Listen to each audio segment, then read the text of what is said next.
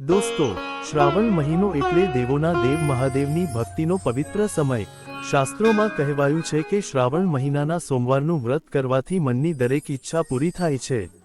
પણ શું તમે જાણો છો કે આ વ્રતની શરૂઆત ક્યારથી થઈ અને આ વ્રત રાખવા પાછળની અસલી કથા શું છે? આજે અમે તમને એક એવી ચમત્કારી વાર્તા સંભળાવવા જઈ રહ્યા છીએ, જેને સાંભળવા માત્રથી ઘરમાં સુખ, સમૃદ્ધિ અને શાંતિ આવે છે. વિડિયોના અંતમાં આપણે એ પણ જાણીશું કે વ્રતમાં કઈ ભૂલો ભૂલથી પણ ન કરવી જોઈએ. એટલે વિડિયોને અત્યારે જ લાઈક કરી દો અને કમેન્ટ બોક્સમાં હર હર મહાદેવ જરૂર લખજો. પૌરાણિક કથા અનુસાર એક નગરમાં એક ખૂબ જ ધનવાન શાહુકાર રહેતો હતો. તેની પાસે ધન દૌલત, ગાડી બંગલા બધું જ હતું, પણ તેને કોઈ સંતાન ન હતું. આ દુઃખના કારણે તે અને તેની પત્ની રાત દિવસ ચિંતામાં રહેતા હતા. શાહુકાર ભગવાન શિવનો મોટો ભક્ત હતો. તે દર સોમવારે સાચા દિલથી શિવજીનું વ્રત કરતો અને શિવાલય જઈને દીવો પ્રગટાવતો હતો.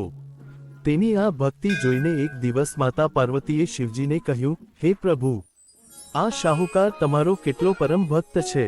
તે કેટલા સમયથી સંતાન સુખ માટે તડપી રહ્યો છે.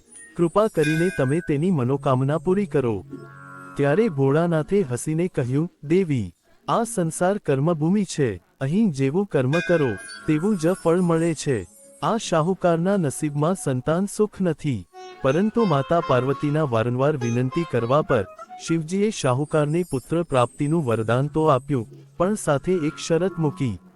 શિવજીએ કહ્યું કે તેના ઘરે પુત્રનો જન્મ તો થશે, પણ તેનું આયુષ્ય માત્ર 12 વર્ષનું જ હશે. શાહુકાર આ બધી વાત સાંભળી રહ્યો હતો. તે ન તો બહુ ખુશ થયો અને ન તો દુઃખી. તેણે ભગવાન શિવની પૂજા ચાલુ જ રાખી. સમય જતાં શાહુકારના ઘરે એક સુંદર દીકરાનો જન્મ થયો. જ્યારે તે છોકરો 11 વર્ષનો થયો, ત્યારે શાહુકારે તેના શાળાને બોલાવ્યો અને કહ્યું, આ બાળકને કાશી ભણવા માટે લઈ જાઓ. રસ્તામાં જ્યાં પણ રોકાવો ત્યાં બ્રાહ્મણોને ભોજન કરાવજો અને યજ્ઞ કરજો. બંને મામા ભાણેજ કાશી જવા નીકળ્યા. રસ્તામાં એક નગરમાં એક રાજાની પુત્રીના લગ્ન થઈ રહ્યા હતા. જે રાજકુમાર સાથે લગ્ન થવાના હતા તે એક આંખે કાણો હતો. રાજકુમારના પિતાએ જ્યારે શાહુકારના સુંદર દીકરાને જોયો, ત્યારે તેના મનમાં એક કપટ આવ્યું. તેણે વિચાર્યું કે લગ્નના ફેરા સમયે આ સુંદર છોકરાને વરરાજા બનાવી દઈએ અને લગ્ન પછી રાજકુમારીને પોતાના ઘરે લઈ જઈશું. શાહુકારના દીકરાના લગ્ન એ રાજકુમારી સાથે થઈ ગયા, પણ તે ઘણો ઈમાનદાર હતો. તેણે રાજકુમારીની ઓઢણી પર લખી દીધું, તારા લગ્ન તો મારી સાથે થયા છે, પણ જે રાજકુમાર તને પોતાના ઘરે લઈ જશે તે એક આંખે કાણો છે. હું તો કાશી ભણવા જઈ રહ્યો છું. જ્યારે રાજકુમારીએ આ વાંચ્યું, ત્યારે તેણે તે કાણા રાજકુમાર સાથે જવાની ના પાડી દીધી. રાજાએ વરઘોડો પાછો મોકલી દીધો અને દીકરીને ઘરે જ રાખી. બીજી તરફ શાહુકારનો દીકરો કાશી પહોંચી ગયો. બરાબર 12મા વર્ષે જ્યારે તે યજ્ઞ કરી રહ્યો હતો, ત્યારે તેની તબિયત બગડી. તે રૂમની અંદર જઈને સૂઈ ગયો અને થોડી જ વારમાં તેના પ્રાણ નીકળી ગયા.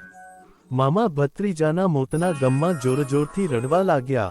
બરાબર એ જ સમયે ભગવાન શિવ અને માતા પાર્વતી ત્યાંથી આકાશ માર્ગે પસાર થઈ રહ્યા હતા.